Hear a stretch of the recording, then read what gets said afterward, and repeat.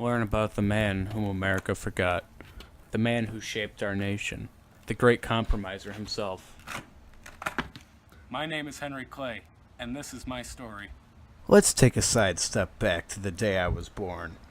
April 12th, 1777.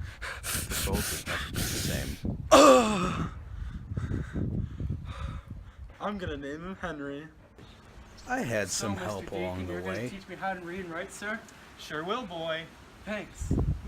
The going got a little hard when my family left me for Kentucky right before I turned 20. My family left me for Kentucky, Mr. Wythe. I'm so young. It's okay, Henry. Your handwriting skills are impeccable. I'll have you stay here with me and be my assistant. From there, I could only grow. I passed the bar! House of Reps in 2 years? Listen, everyone, if we're to make the state's constitution work, we need direct election of officials, we need the capital to move from Frankfurt to Lexington, and we also need the gradual emancipation of slavery. That's a great compromise. Alright, Henry, let's see what you got. Kentucky Constitution.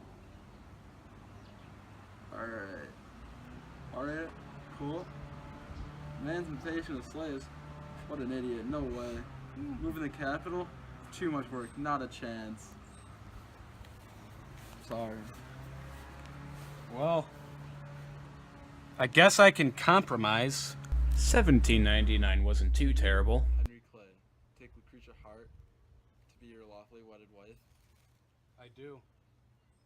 Do you, Lucretia Hart, take Henry Clay to be your lawfully wedded man? I do. I now pronounce you man and wife. You may kiss the bride.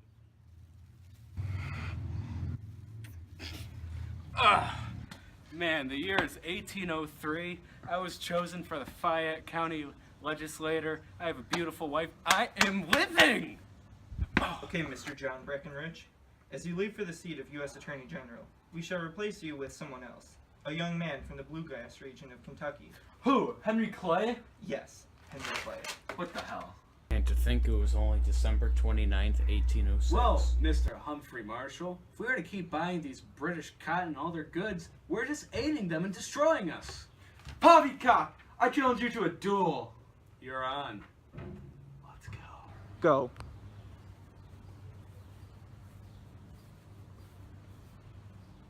Duel. We both missed. Oh, darn.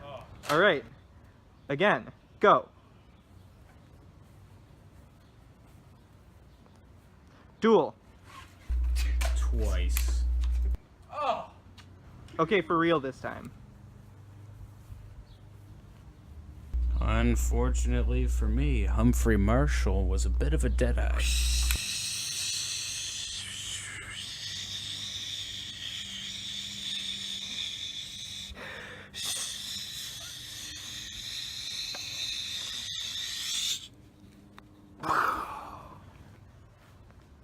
Don't worry, I'd recover. Man, got elected to the Senate again.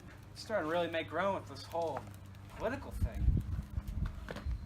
Maybe I should try the House of Representatives next. 1810 was a lot better. Been made Speaker of the House on the first day of session.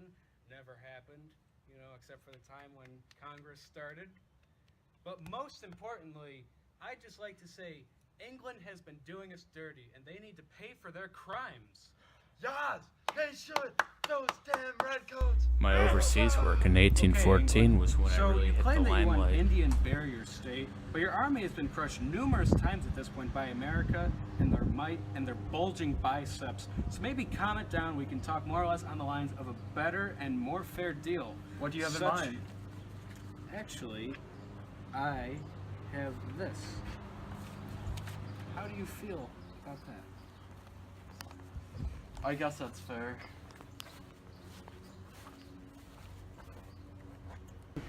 Compromises and compromises. Aw, you got me, Henry Clay. So, Mr. President, Monroe was a fan. I see no foreseeable way in which the American Recolonization Society can fail. No way at all. Wow, Mr. Clay, you really are the man with the plan.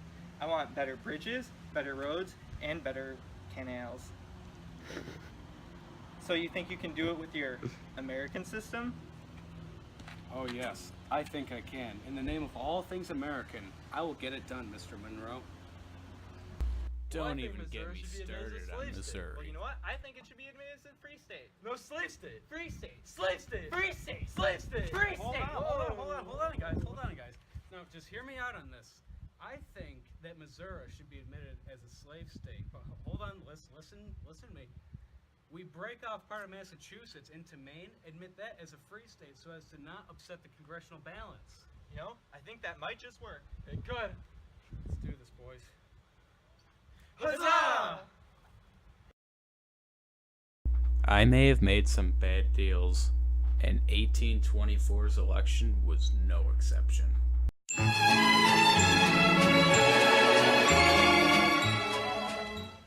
So, Mr. Adams, Andrew Jackson's really wilding out these days with his campaign, isn't he? He is.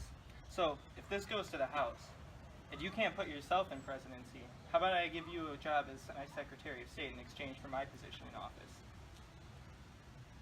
Oh man, Secretary of State's like a gateway to the presidency. Deal.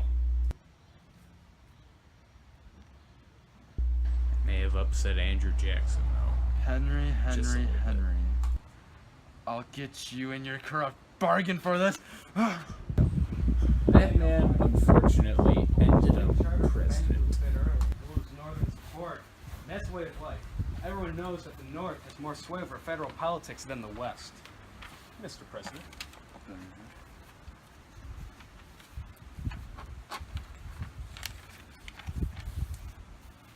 Thank you, Mr. President.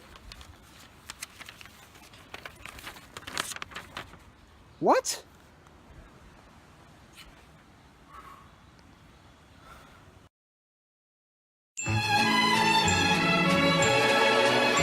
I honestly didn't see that coming at all. Don't worry. So, Mr. I Calhoun, bounced back in the pretty nullification big rep right crisis. now, aren't you? Yeah, they want the tariff to happen, but it can't. Well, all I can say, we have to make a compromise so that President Jackson doesn't actually kill you. I say that we make a compromise tariff, one that starts really high, that gradually lowers itself over time. You know, that is a good idea. Gotta compromise. Andrew Jackson's been abusing executive power like a Hey, king. you can make a party out of this. William So we Henry made Harrison, a party, as the Wake president, Party. believed-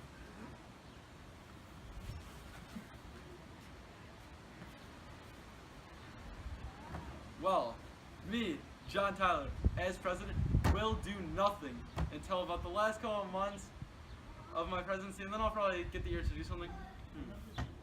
Maybe Texas. Don't worry, we kicked that guy out.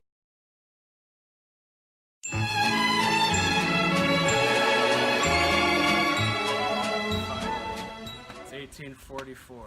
No one can trample me. The presidential office shall be mine. There's no way that the great compromiser himself, Henry Clay, will... I, Polk. I know I'm an outsider. Alright. But imagine how cool the campaign slogans will be. Come on, vote for me. He was right. Those were the most cash campaign slogans to date. Attention is too much. I need one last hurrah before I go. How so, sir? I've drafted up a compromise to stop the impending specter that will fall over the U.S. Provisions. Admit California as a free state. Allow Utah and New Mexico to be given popular sovereignty. A better Fugitive Slave Act.